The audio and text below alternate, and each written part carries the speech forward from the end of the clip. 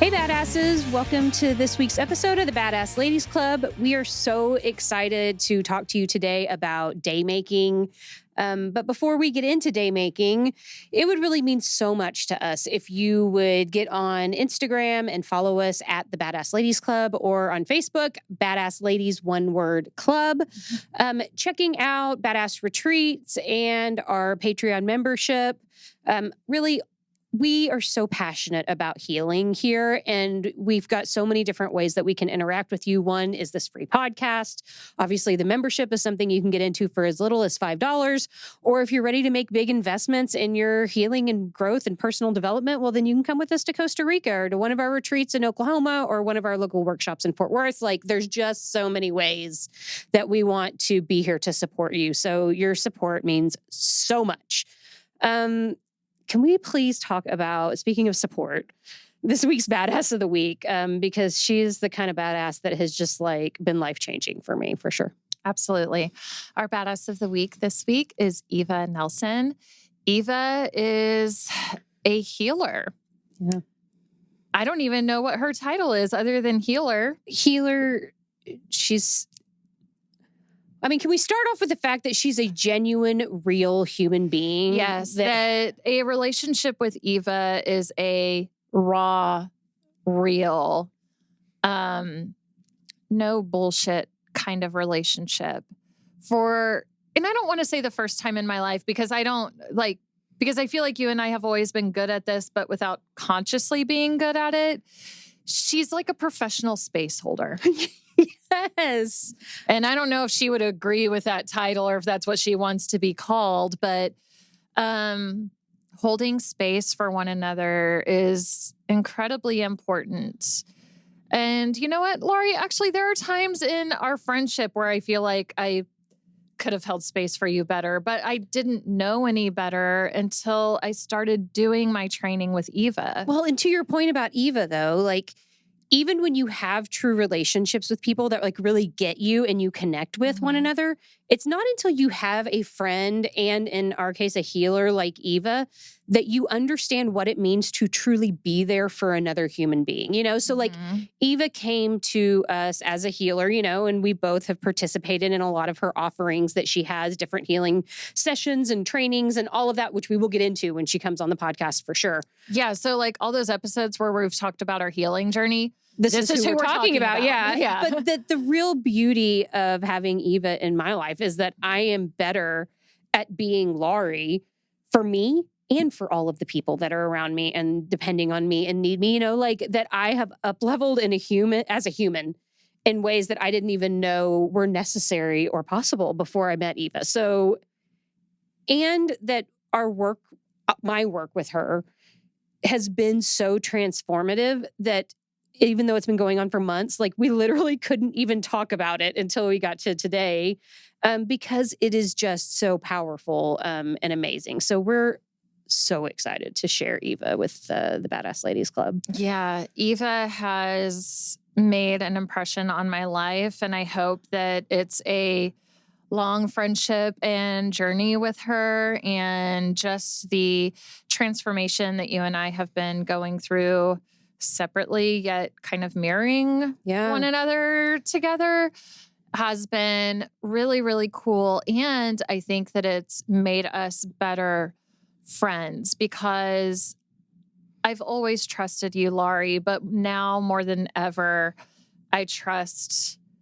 that you know what's right for you, that I know what's right for me, and that as long as it's right for us, that everything else will fall into place and It's going to be okay.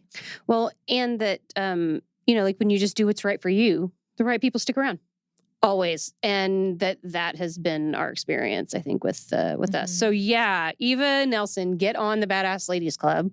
We're so excited to have you on as Badass of the Week. Eva, we can't wait. And it's no joke that this week's episode is about making people's days. Daymaking. One of my favorite things to talk about, honestly. I love it. It's true. So a long, long time ago, when we were a baby podcast, we did a shout out to David Wagner. And Charlie, and his wife, Charlie. And they are extremely busy people. Of course. So this, I think, is like a second attempt, but no hard feelings, David. You're wonderful and busy. But David Wagner is a big time figure in the Aveda world. He owns the first ever Aveda salon. He is a salon owner. Yes. And he bought it from Horst, who created Aveda. David's OG. Like, there's no doubt about he it. is Like, the OG. And Horst is no longer with us. So, like, if Horst is no longer here, David is like, or Hans, or, or so many Shivnath, people, or any other number. Like, there's lots of people in the tribe anyway, you know, that you could think about. But like, on the surface, though, and not to undermine like what a powerful brand Jute, his chain of salons is, and what a great, like behind the chair career he's had, definitely inspirational on a lot of fronts. In my opinion, the biggest contribution that David Wagner has made is in writing Life as a Daymaker.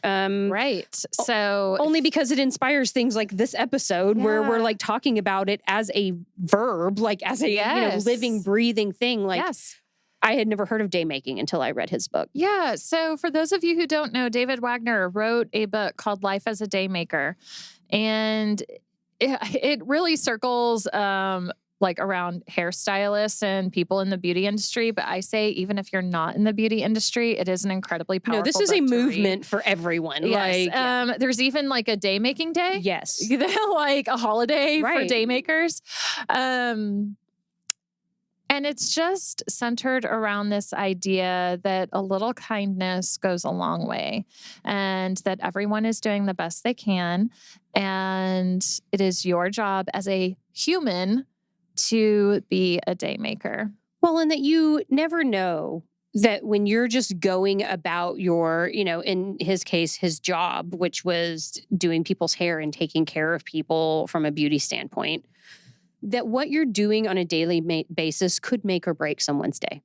Mm-hmm. And that could be something as simple as like when somebody's checking you out at the grocery store, like having an actual genuine conversation with them and looking them in the eye and like having a mutual, like experience together is sometimes like what someone needs to get through their day, Right. Or to stop simple, like being on autopilot. Don't just go through the motions. Like engage with people, right. Look people in the eye Yeah. and make a connection. And even if that's just I hope you have a great day. Yeah.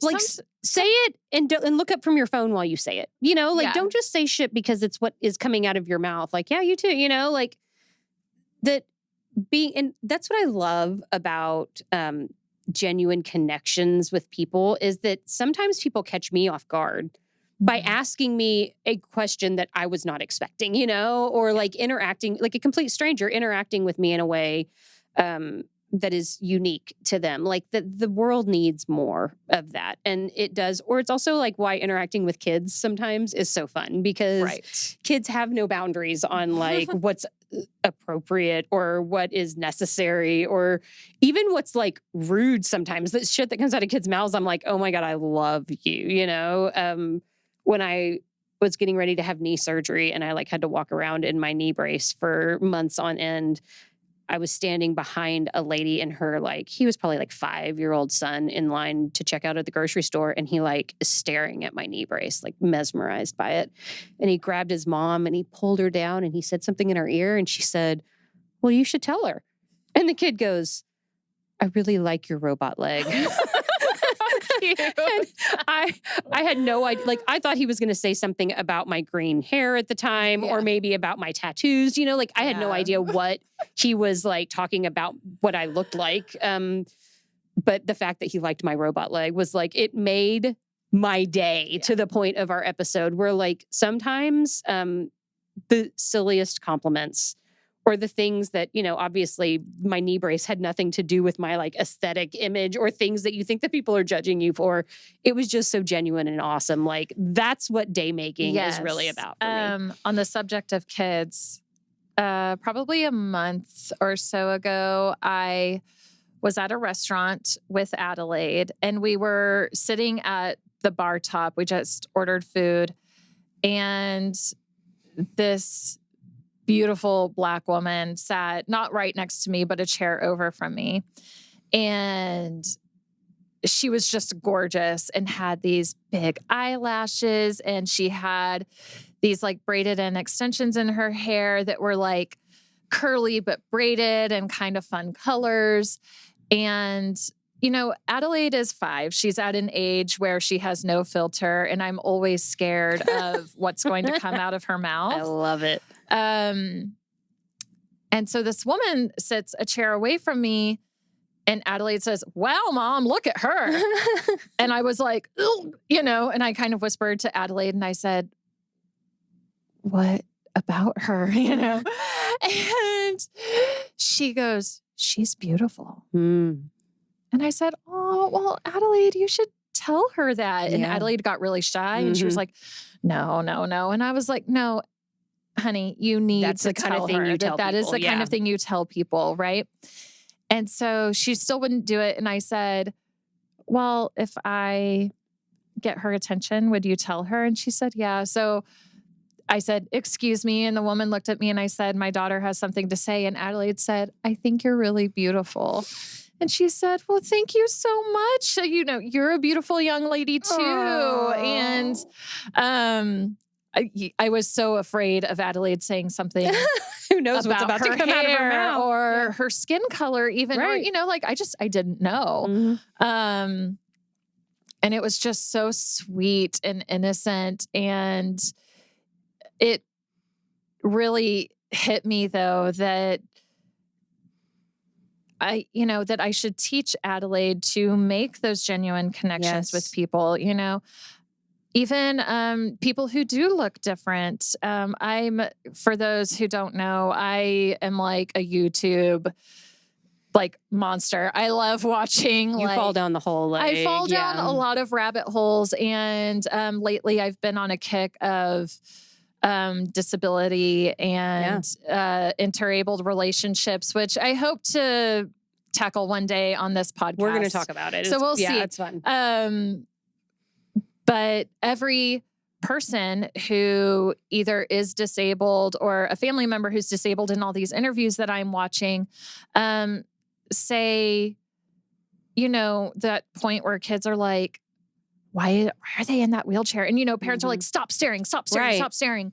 That all these people that I've been seeing in these interviews are like, you should come up to me, or you Right. should come up to my kid and ask, you know, it's okay to ask those questions, of Sure. course, in a respectful way. But that those people need a little love too. It's weirder for you to tell them to stop saying Right, anything and like- stop talking about it, because then they're like, oh God, something's wrong. You know, like Right. it has the reverse effect that you think it's going to have. Yes. Yeah, totally. I also think it's really interesting. My hair's super like normal now, I guess, but I've had lots of random hair You colors, you know, have. and that people always want to talk to you when your hair is like green or purple or orange or something. Or when I started to get heavily tattooed, which I didn't do till I was in my 30s. Mhm. So I had a lot of experience in life without tattoos versus experience in life where people can see your tattoos. And how I have so many genuine day-making conversations with people about things like the chakras on the inside of my arm, which, if I'm being 100% honest, I probably would not have tattooed if I knew how much I was going to be talking about it early on. Today, I think it's really cool that it turns into so many conversations. Right. And today, a lot more people, I guess, are exposed to them. But when I got it 13 years ago, you know, like that, I had a lot of people be like, what is it? What does it mean? Mhm. And so I would explain to them that, you know, like there are these 7 energy centers that you have that, you know, like roll up the center of your body. And I usually would say, you know, like when you're in yoga class and everybody's like, you know, and they're like, yeah, I do know that. And I'm like, well, that's what this one means. And they're like, oh, well, what's this one sound like? You know, like they want to know so much. And it's so genuinely cool that, or they want to know what the flower is on my half sleeve, or they want to know who this is on my forearm, you know, like that people being genuinely interested in you and you starting conversations with them. especially on the heels of us all taking off masks. Yeah.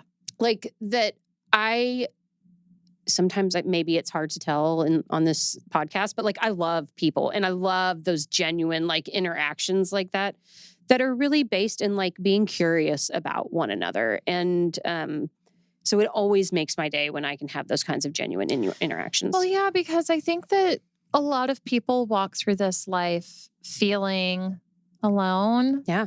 Feeling unloved, that even a compliment can totally make someone's day, like, and I mean almost in a life-saving manner. Absolutely. You know, that a little kindness goes so far.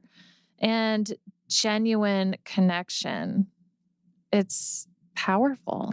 You know, sometimes, because I know we all have this like internal nudge or dialogue that tells us, like when you see something on somebody, like let's say for instance, like you like their necklace, like something really not important in the grand scheme of like the world or whatever, that if you think that and you don't say it out loud, that you've missed the opportunity to maybe make someone's day, you know, and that necklace could represent something totally different to them. Mm-hmm. And your compliment that you like that necklace could open up something that's also not connected to the necklace at all, that like makes them have a great day after that, or validates them in some way that they needed to be validated. Like the whole concept of daymaking is that when you feel the internal nudge to do something that you think is polite and kind and going to help somebody get through this messy freaking life that we're all trying to like get through. Right? Life is hard enough. Do it. Yeah. And you know, like we've been talking about compliments a lot, but I also think about it a lot. And this is probably like the old bartender in me.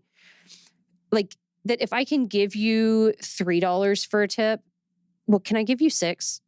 And if I can, and I'm not going to miss the $3, then I should do that. Because if my $6 tip, when the server looks down at that and they are like expecting a $1 or $2 tip and they get $6, and that gives them a boost, and then they're excited and happy about it, and then they carry that into their next table, and it allows them to like do better work and be more engaged and want to show up at a different level so they make more money at the end of the night. If my $3 could help do that, that is money so well spent, you know, like that we just don't know how these small transfers of energy that we're having with people are making an impact on the rest of their days, nights, weeks, you know, like incomes, lifestyles. Like we're so powerful, you know. It goes back to the idea that love should be given freely, not earned. Oh my gosh, yes. 1,000,000 times. And that if you are in a position to help someone, whether that's verbally, financially, physically, whatever that means, that could look 1,000,000 different ways. You have the power to do that. What's your, it was maybe a month or so ago, you had a Starbucks situation. Oh my gosh, that was so crazy. So I wasn't late for work. I was actually running early for work, which is why I went by Starbucks in the first place. But when I got there, it was raining outside because it rained for like 10 years in Texas, you know, where like every day where we had to like trudge through the rain every single day. Anyway. But the day before, Starbucks but the day before closed. That, all the Starbucks in Arlington were closed for some reason. Because they can't get milk. So I was jonesing, you know, and was like, it'll be so much easier to get through the day if I can take a Starbucks, you know. So I go to the Starbucks. The parking lot is packed. The drive-through is packed, you know, and I'm looking for a parking place, thinking if I go in, it's going to be faster than if I go through the drive-through and I don't want to be late for work. So like I circle the parking lot 2 or 3 times because the parking lot's packed. I finally find a parking place. By this time, I'm like, is this Starbucks even worth it? You know, like this is so dumb that I'm addicted to the coffee. So I have to have the coffee so I can go. Like I was already in a mood, I guess, clearly. Yeah. So then I get out my raincoat, you know, like I'm wearing long bell bottoms to work. And I'm like, God, I didn't think this through very well, you know, like and I'm trudging up there. And so I finally get into the Starbucks. I'm flustered. I get up to the counter and I'm ready to give this girl my order. And she is like, wow, you look amazing. And I was like, with my bent attitude, you know, I was like, what? And she was like, just everything, like your hair and your outfit and you're like, you look great. And I was like, thank you, you know, like it shifted everything. And it was so funny because I would have gone through the drive-thru had that not been packed out. I was annoyed that I had to go in the first place, because that was going to be faster. But if I hadn't gotten my ass out of the car, spent the time to drive around the parking lot, and go in, I would have never gotten the compliment. But there was an opportunity for you to do the same thing for others. Right. And then I turn around and all over, this is back before we were still wearing masks in Starbucks, and all of the dining rooms were still closed. So people couldn't sit in there and drink their coffee. Like if you went in, it was just to pick up your coffee and go. So they have this huge table in the middle that nobody can sit at. And it was Mental Health Awareness Month. And they had all of these Post-its all over this table with markers. And they were like, leave a note, take a note for Mental Health Awareness Day. And it was like literally maybe 85 to 100 Post-it notes sprinkled all over this table with like these sweet love notes that people had written to someone, just saying, you're doing a great job or you're awesome. So many random things. So while I was waiting for my coffee, I was on such a high from getting like that really genuine compliment when obviously I needed it because I was in a bad mood. That I wrote out 5 or 6 awesome Post-its and left them there for people. It was just such a cool experience about how somebody really just being genuine and kind can change your whole day. And like, let's be real, I would have gotten over my bad attitude and shook it off and, had a fine day anyway, but I didn't have to do that by myself. Like the universe was conspiring so I could snap out of it like that. And it was really, really cool because I don't know if that girl knew the effect it was going to have on me, or maybe she says that shit to everybody that comes into Starbucks, but Doesn't whatever, matter. It didn't matter. It totally made my day. It was spoke great. to you. Yes. It's what you needed in the moment. Yeah.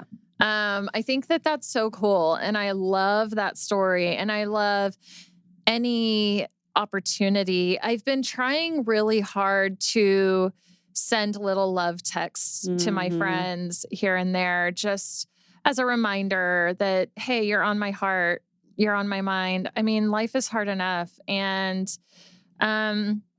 just those little bitty like nuggets of like just sending out love juju into the world, even if it's over a text message. I mean, all my friends have been loving it. They're like, oh my gosh, that made my day. I miss you so much. Thank you. And it doesn't even have to be anything like touchy-feely rainbows and kitties. Sometimes I send like really funny shit like, hey, don't forget you have a great ass, Right. And like, because that stuff is important for people to hear. Or, like, hey, you're a badass. And people are like, you know what? You're right. I am a badass. I am a badass. As a matter of fact, I am. That is just, it's magic. It's absolute magic. And I love seeing I love obviously seeing a physical transformation when I'm doing hair behind the chair, but it's so much deeper than that. And the emotional transformations that can happen, whether I'm doing hair or not, it could be behind the chair. It could be at Kroger. It doesn't matter. I love it. Well, and my favorite thing about Daymaking, like as a practice to use in your daily life, is it's also oftentimes free.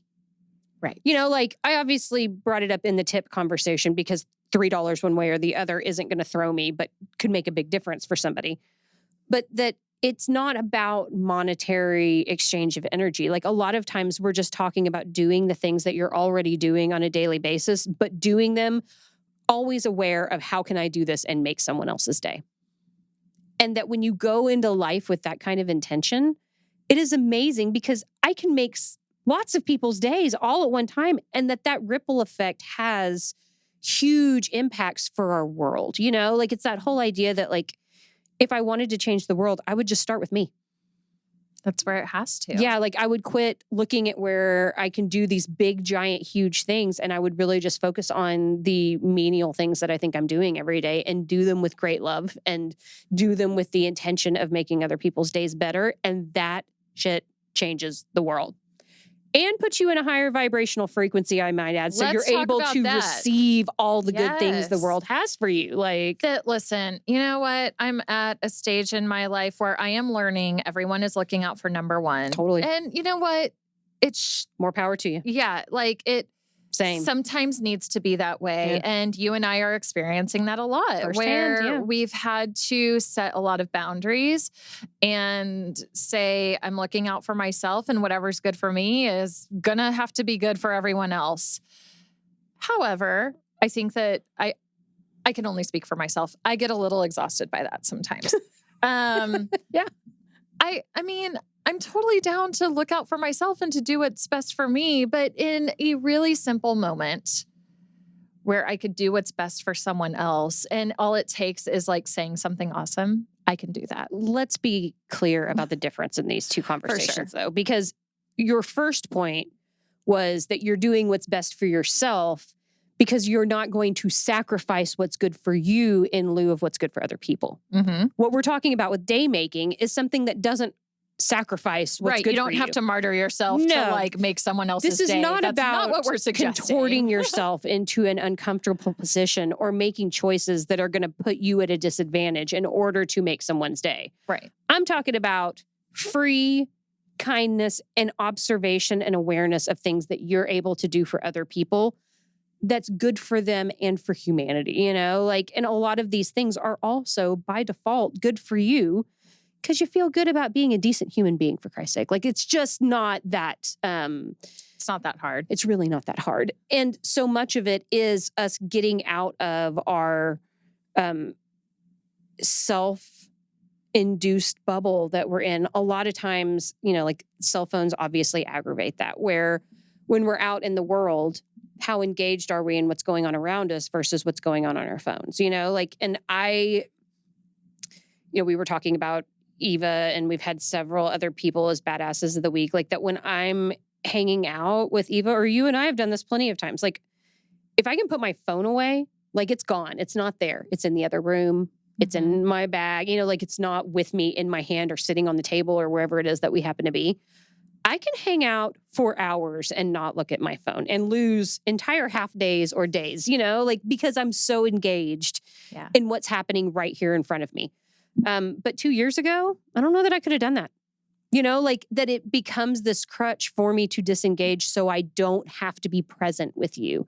And that really what so many of us are desperate for is each other's presence, you know, and to be truly with another human being, even if it's for 90 seconds while someone's checking you out at the grocery store, you know, like even if it's just me being present with my mother on the phone.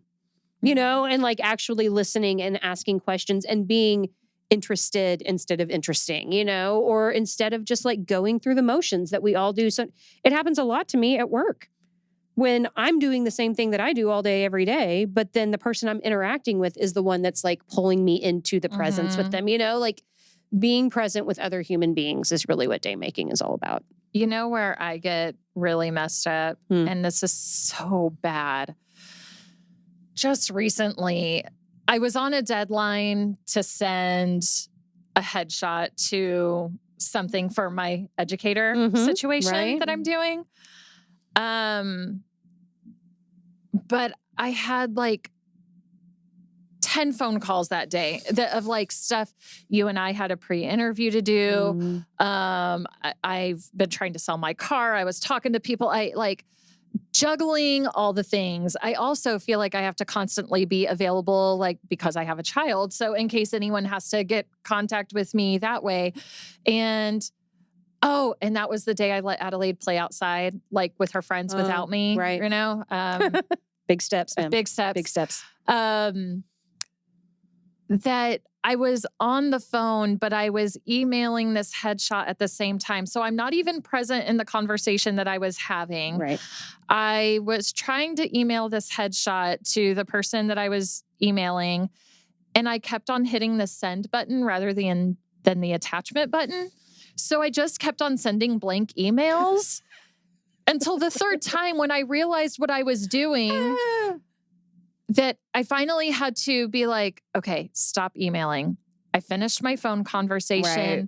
Then I got on the email, and this person emailed me back and they're like, thanks, but you just keep on sending blank emails. I'm like, yeah, I was multitasking, and obviously I'm not very good at that. So here you go, because I'm a dumbass and I was clicking the wrong button because my mind is halfway into this phone conversation, but I'm trying to meet this deadline with this headshot and all like that. I was like, Jessica, one thing at a time. Will you be present with people? It's really not that hard. Well, but that's also not 100% your fault. Because with the invention of technology and smartphones and this uber efficiency, like back in the day, your iPhone wouldn't let you send an email and you had to choose. Much less an attachment at the same time. If the phone rang, then you weren't able to access your email, but now it's like, sure, do 27 things at once, like no problem. But it is a problem. Like, just because the technology says we can do it doesn't mean that our human brains are like, y'all. Yeah, I got it. And that's bad too. Because sometimes I'm on phone calls, but I'm also scrolling through Facebook. Oh my God, yes. And I'm like, And then they're like, don't you think that's funny? And I'm like, I don't know. Maybe. Say that again. I wasn't it's listening. The worst. Or when you're like, on your phone having a conversation, but the audio comes on while you're scrolling, and then the person you're talking to knows that, and you're like, oh my God. It's so funny that we both know what that's like because that means we both done it. So this is the thing about presence, is like being fully present. You can't be a day maker unless you're fully present with people. I know. And that is... I keep on getting hit with that lesson. I need to be present. You know where else it comes up big time is in air travel. Ooh. So... like as soon as people started wearing headphones everywhere, I feel like it happened before, but it super happened like when Beats headphones became a thing and everybody had their Beats on at the airport, and that it's so easy to tune out everybody that's around you when you have your headphones on. That's like the international sign for don't talk to me. Right. Like I don't want to know where you're from and where you're going or why. I want to listen to whatever I'm listening to. But that if you don't have your headphones on, then you have so many opportunities for people to like truly engage with you. And now that I have my AirPods, like I want to do things like have them in and listen to my podcasts while I'm grocery shopping. Or like we've been studying a lot of things. And so I'll like re-listen to things that I'm trying to like learn about or trying to finish an audiobook or whatever. But how many opportunities to make a day am I missing out on because I'm stuck in my bubble, like with my technology? God, I miss thousands everything. Of opportunities. Yeah. Yes. It's a double-edged sword, like I'm super productive. Right. I'm tearing through audiobooks, like I'm definitely learning all the things that I want to learn and I'm being exposed to, these things that like make me feel good. But I'm also starved for these interactions that I wouldn't be having if I wasn't so wrapped up in my technology and able to like hide like that. So it is interesting that the concept of day making is sort of struggling right now because we've all been like cooped up in our houses and connected technology-wise to each other in a way that's making it hard to be real. And David Wagner wrote this way before technology was... Oh, yeah. I don't even think the iPhone was out. If it was fresh. Life as a Daymaker. And it was this big, yeah. Oh gosh, what was I going to say? It's right here at the forefront of my brain. Oh, the other part in life as a Daymaker that I think is really important that I've talked to you about that I would implore everyone else to think about is to engage in conversation with people. So when someone asks what I do, rather than just saying, I'm a hairstylist, that's when David Wagner started saying, I'm a Daymaker. Right. And people are like, a Daymaker? What's that? And he's like, well, I work in a salon and I do hair and I make people's day. It makes you so much more of an interesting person. Yes. That, and for those who have been longtime listeners, when we had Deborah Neal on and, we were like, well, you're the CEO. And she says, well, I'm the chief energy officer. Right. Or, like coming up with a really cool answer to what do you do? Answer to what do you do is a really cool way to engage people and make someone's day because it gets people's wheels turning and it just makes life so much more interesting. It is also something I might add that we teach in Badass Branding, which is like, what's your elevator pitch? So if you were stuck in an elevator with somebody and you had 2 minutes to explain to them what it is that you do for a living, and this was the person that could make all of your dreams and career aspirations come true, do you have a 60 to 90 second pitch that you can give them that actually sums that up? That's not something boring like, I'm a I have a hairdresser. podcast. Yeah, I have a podcast. Like that's not something memorable. Yeah. But if you can tell somebody that you're a daymaker and explain to them what that means and how you do that, that leaves an impression, and a mark, or a chief energy officer, or whatever great thing you want to come up with. So, you know what's really interesting? What? Do you remember many, many, many years ago in my baby hairdresser career when I asked if one day when I made it to this big goal of mine, if I could have badass on my card? I do remember this. So I wanted my card, which at William Edge, for example, rather than our titles being master stylist, it's M Edge designer, right. IMEDGE, which like image designer, but M Edge designer, like play on words, which I do think is really cool and interesting. And branded. It's on brand for what we do. But yeah, I wanted my cards to say badass image designer, which is so funny because now you have cards that say badass on them. I know. You also have a vehicle that has a badass mobile badass happen to mobile. come in. I love it. It's all coming to fruition. You're drawing it to you. I know. It's good stuff. So if you guys see my badass mobile, you guys just wait. You wait till I see what I do with this car. I'm excited to see it. My It's robot car. Very exciting. And the robots are taking over the world at the same time. Yeah, a little scary, but Different episode, totally different topic. So what I would really love is from this episode that we create more opportunities and awarenesses for how we can make someone's day. Yeah. And make it a challenge. Like, how many times in one day can you make someone's day?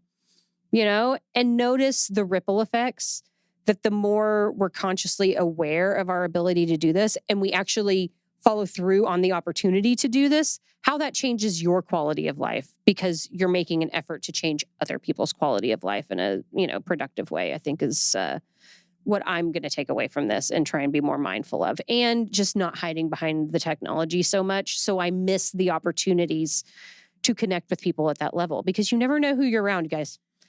yeah. It's actually amazing how many times a day you are within inches of somebody that A, really needs you to step into that role of daymaking for them, and or B, could be somebody that could totally change your life in exponential ways if you were open and aware to interacting with them. Total example. Okay.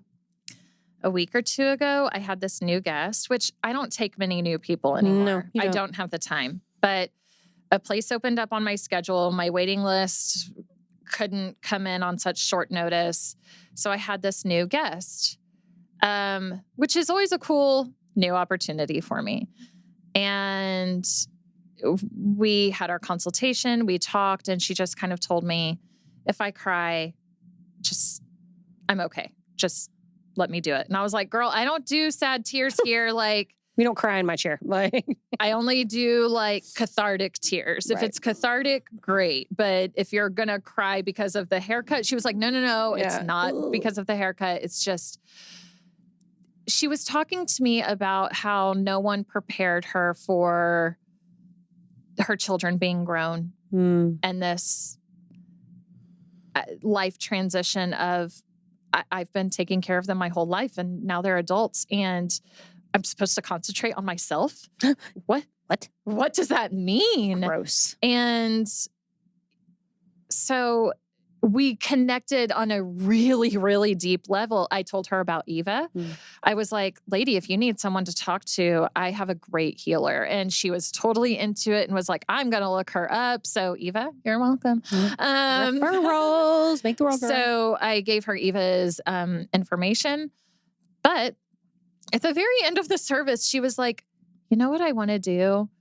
She said, I think for my 50th, because I know this woman is in her 40s, but I think she said for her 50th, she wanted to go to a yoga retreat in Costa Rica. What? How did you not tell me this story? Girl, we've been busy. Oh my gosh. So I said, well, funny enough, I can help you with that.